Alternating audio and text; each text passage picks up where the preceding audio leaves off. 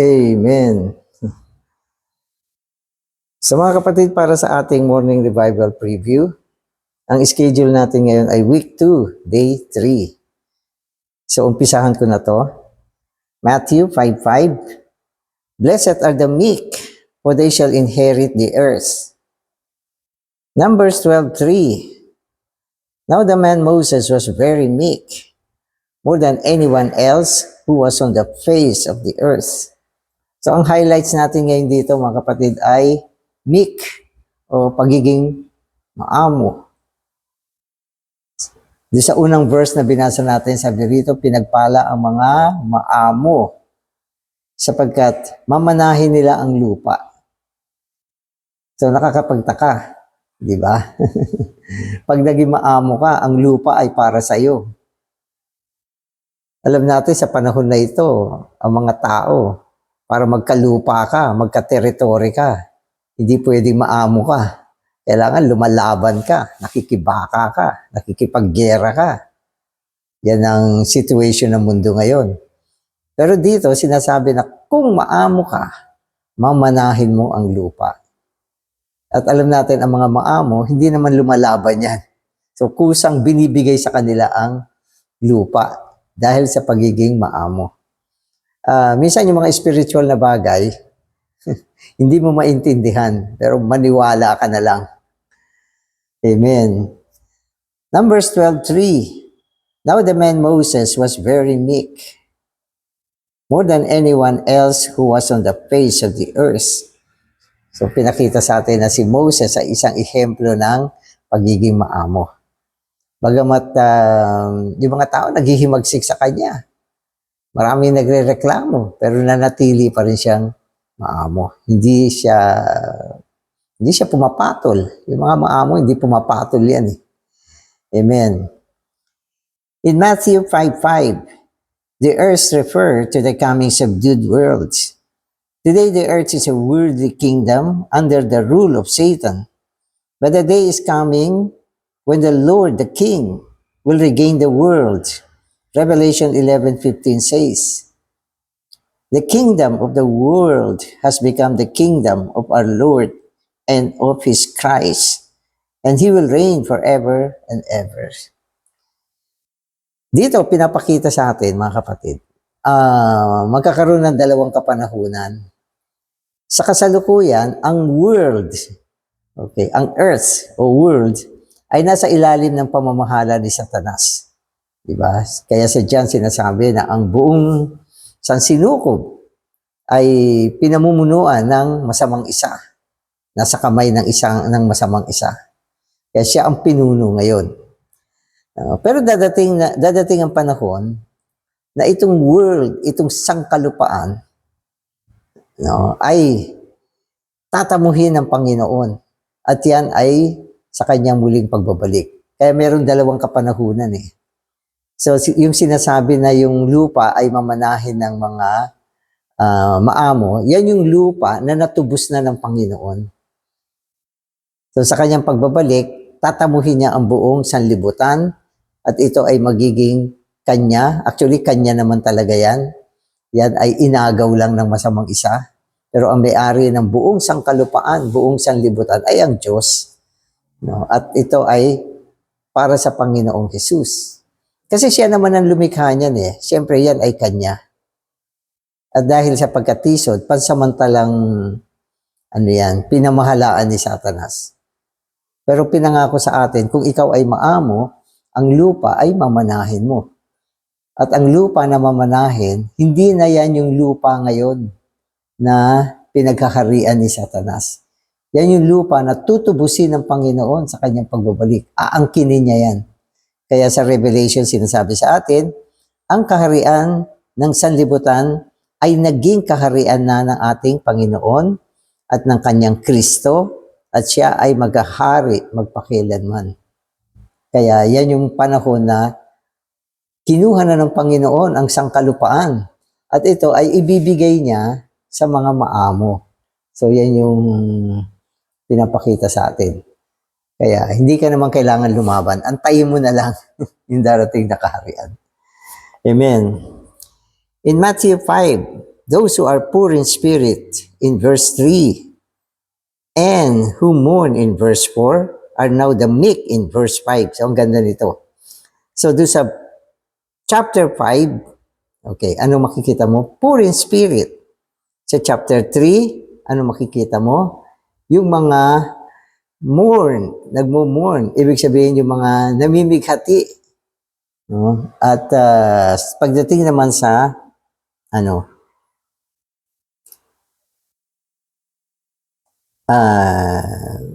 okay. So sa 5, yung mga dukha sa espiritu. Sa 3, sila yung napipighati. At sa 4, sila yung mga maamo. So yan yung mga pinakita sa atin. Okay. At ang ibig sabihin ng maging maamo, hindi naman yung maging gentle, mahinahon, o hindi lang naman yung maging humble, okay, mapagkumbaba. Okay? At hindi rin yung mga submissive na mga nagpapasakop. So ang special na bagay tungkol sa mga meek dito ay yung hindi lumalaban at hindi sumasalansang. Hindi lumalaban, hindi sumasalansang. So yan ang meek. Hindi sila hindi pumapatol, hindi nakikipagtalo, hindi nagpipilit ng gusto. Sapagkat sila ay maamo. So yan yung ibig sabihin ng maamo. Okay. Sabi niya, kung tayo ay maamo, tayo ay pumapayag na magdusa ng mga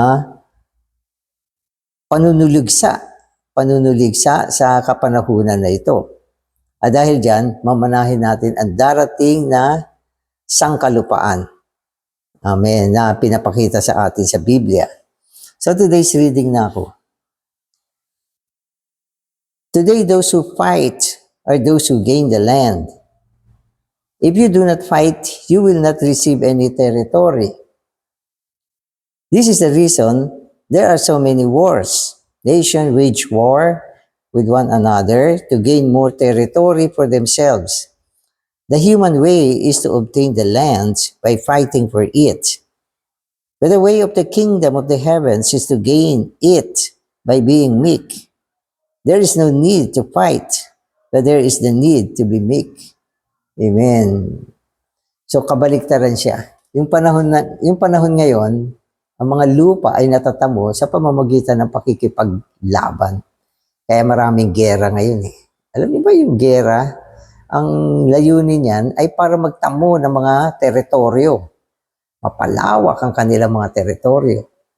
Katulad ni Alexander the Great.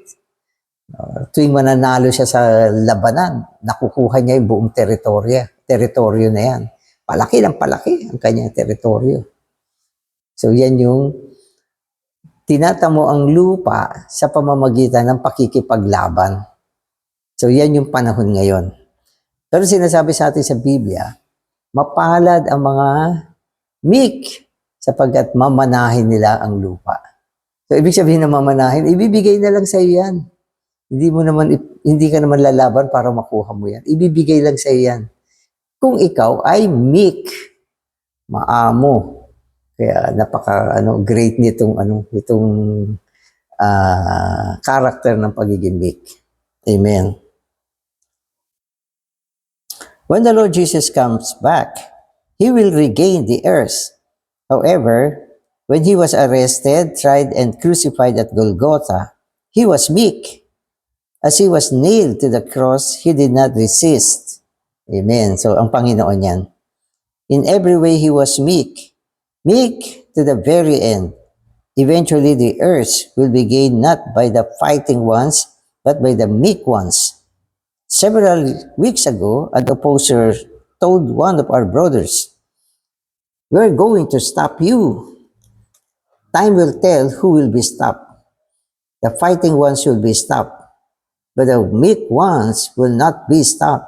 Rather, they will inherit the earth. Satan is always fighting, but the Lord Jesus never fights. Instead, He is meek."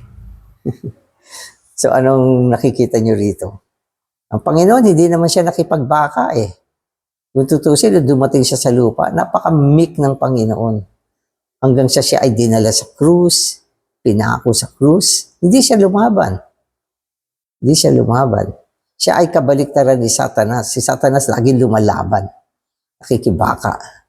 Pero ang Panginoon hindi siya lumalaban.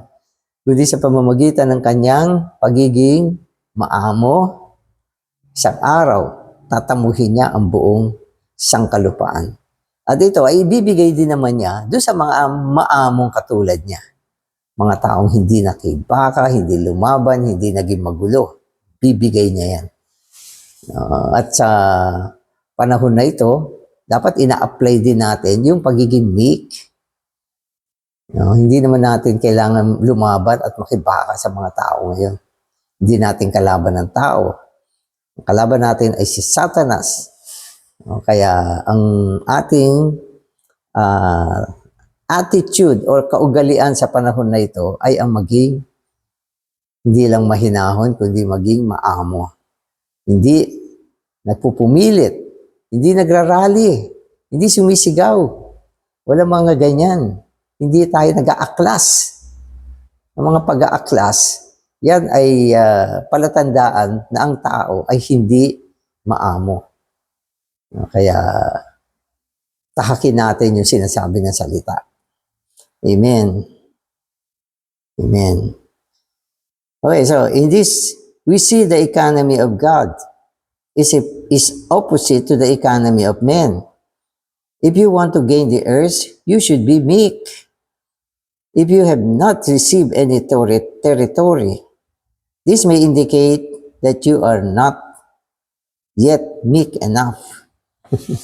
So, sabi rito, kaya wala kang territory sa panahon na ito. Ito ay pagpapatunay na hindi ka meek. Yan ang ibig sabihin. Kaya checkin mo yung sarili mo. Bakit wala akong natatamong mga lugar na kasi sa atin ngayon, kapag sinabi natin, natamo natin yung lugar, naistayo natin yung eklesiya sa lugar na yan. Nakapagtamo ka ng mga believers sa lugar na yan. So yan ay naging territory ng Panginoon. Kaya kung walang ganyan, maaaring kulang ka sa kaamuan o sa pagiging maamo. Bakit hindi ko natatamo ang lugar na yon para maging isang eklesiya? Ibig sabihin, hindi ka maamo. Yung mga maamo sa panahon na ito, napaka-fruitful. Lumalawak ang kanilang teritoryo. Kapag lagay sila ng mga eklesiya, sabi nga ni Brother Lee nung pumunta rito, ang daming island ng Pilipinas. Dapat bawat island, taniman ninyo ng gintong patungan ng ilawan. At pag nataniman yan, sa atin na yan, yung island na yan. Pero kung hindi tayo lumalawak, may problema tayo. At ang maaring dahilan yan, hindi tayo maamo. Kaya hindi natin natatamon lupa ngayon. Pero pagbalik ng Panginoon, literally, ang buong sangkalupaan, makukuha natin. At ang mga mandaraig, pagkakalooban ng mga teritoryo. Di ba? Maghahari ka kasama ang Panginoon. City after city. Merong 5 city, 4, 3. At ang pinakamaliit, at least 1 city. Isang city, malaki yan. At yan ang pagsasakatuparan ng sinasabi rito. Na ang mga maamo, mamanahin nila ang lupa. So sa panahon na ngayon naman, yung mga physical na land, bayaan na muna natin yan. Sige, gamitin nyo. Pag-awayan nyo. At ako ay mananatiling maamo at maghihintay ng tamang kapanahunan na kung kailan ito ay ibibigay ng Panginoon. Kasi bago niya maibigay yan, dapat tamuhin muna niya yan. Tamuhin muna niya yan. Kaya siya ay namatay sa krus. Diba? Napako siya. At ito ay sa panahon ng kanyang pagiging maamo. At sa kanya muling pagbabalik, diba? Aangkinin na niya ang buong lupa. At itong isang maamo na ito ang magiging hari ng buong sanlibutan. At siya ay tatanghaling hari ng mga hari. At ang mga believer ay magiging kasamang hari niya na kung saan ibibigay niya ang mga ilang bahagi ng sangkalupaan. Kasi kanya na yan eh. No? Dahil kanya na, pwede niyang ibigay kung kanino niya gusto. No? At sa bahagi natin, kung tawagin niya ay mamanahin natin. Pag mamanahin mo, hindi mo naman kailangan makibaka. Tanggapin mo na lang. Amen.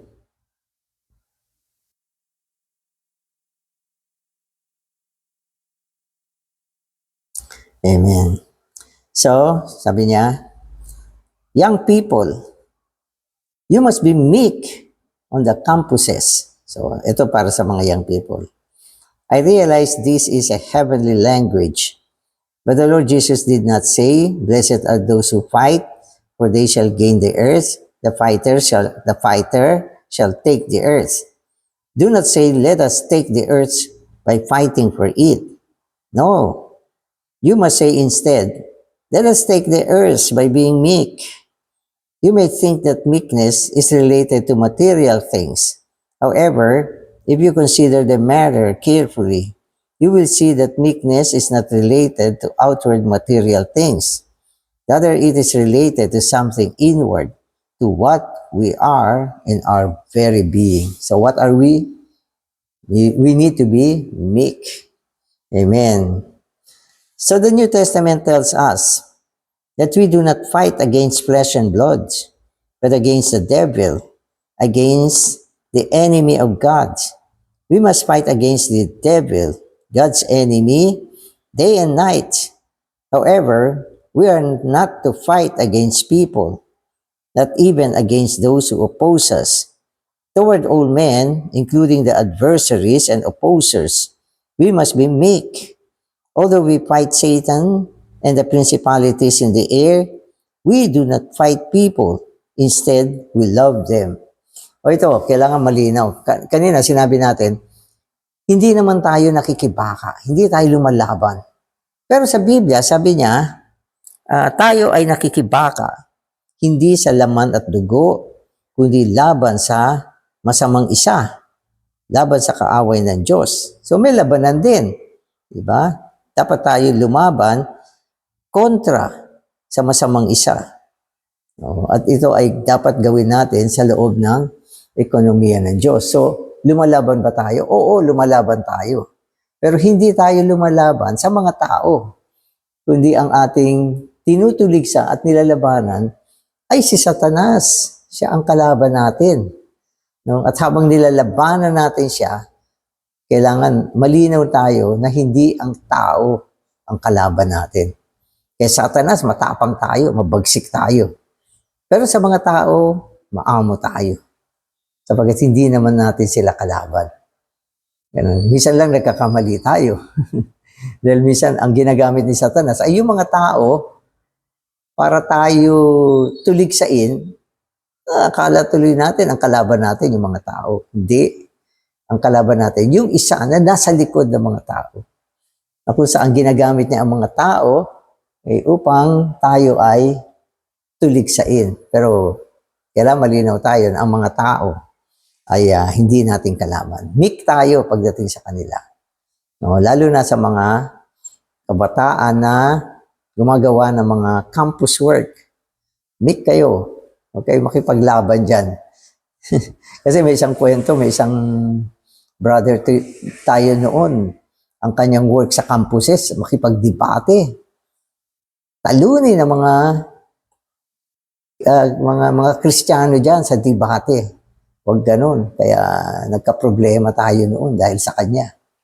Sapagkat ang kanyang prinsipyo ay makipaglaban. Amen. So, huwag natin baguhin ang sinasabi ng Biblia. Amen. Young people, do not go to the campuses to fight with the students. Do not go to the campuses to fight. Go there to be meek. We need to be so meek that even if a persecutor hits us on the right cheek, we would turn to him the left cheek. To be meek means not to resist or fight back. Yun. Sipin mo, yung mga opposer, pag inano ka, yung sinampal ka sa kabilang pisngi, sabi rito, bigay mo pa yung kabila. O ito pa, napaka-meek mo talaga. Hindi ka man lang gaganti. Hindi ka makikipaglaban. Eh, yan naman ang sinabi ng Biblia. Di ba? Sabi niya, mapagbigay tayo sa mga umuusig sa atin. Diba? Sa mga kumakalaban sa atin. Hindi tayo lumalaban. Napakamaamo natin sa tao.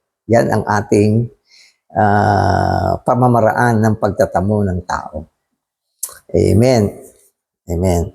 O ito, however, as we turn our left cheek to the persecutor, we should pray, Lord, bind the powers of darkness. While we are being meek toward other people, we must fight against the powers of darkness. The enemy is not the people. It is Satan and his angels, the evil powers in the air. Eh, wag naman yung palagi ka nagpapasampal.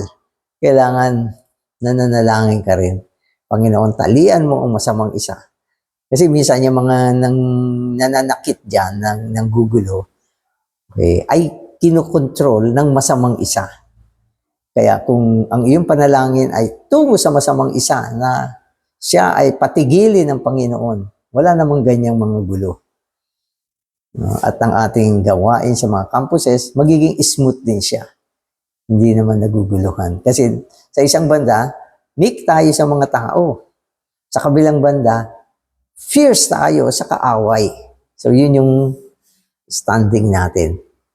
Nakikipaglaban ba tayo? Oo, nakikipaglaban tayo. Kanino? Kay Satanas, sa kanyang mga anghel. Meek ba tayo? Oo, meek tayo sa mga tao. Kaya malinaw ito. At ano ang gantimpala natin? Ang manahin ang lupa. At ito ay matatamo natin sa darating na kapanahunan. Kapag ang buong sangkalupaan ay inangkin na ng Panginoon. Ang sinasabi dito na maging meek at manahin ang lupa, yung lupa na tinutukoy dyan, hindi yung lupa ngayon. Kundi ito yung lupa na dadating sa pagbalik ng Panginoon kung saan aangkinin na niya ang buong sangkalupaan. At yung lupa na yan, yan ang ating mamanahin. Yung lupa na inangkin ng Panginoon o kaya ay binawi na ng Panginoon. So, ganun siya. Amen. Lord Jesus. Amen. Lord, salamat sa mga salita mo.